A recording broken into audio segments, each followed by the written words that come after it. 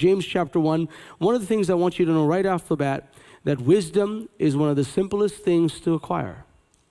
It is the most uncommon thing to experience in our lives, but it is the simplest thing to acquire according to God's promise. James chapter 1, verse 5, it says, if any of you lacks wisdom, if I can humbly say, that would include all of us.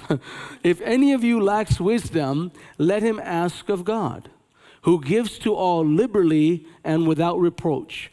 That means God will give you wisdom without finding fault.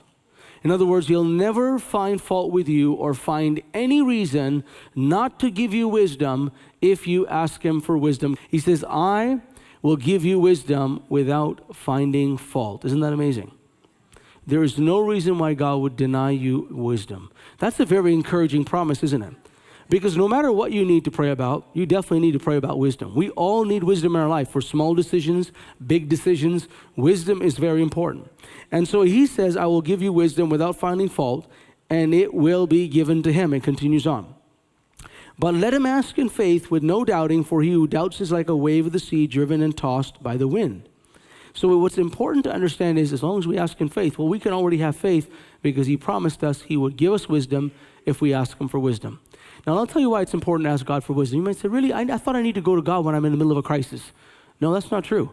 You need God's wisdom every day, even in the middle of your small decisions, not just your big ones.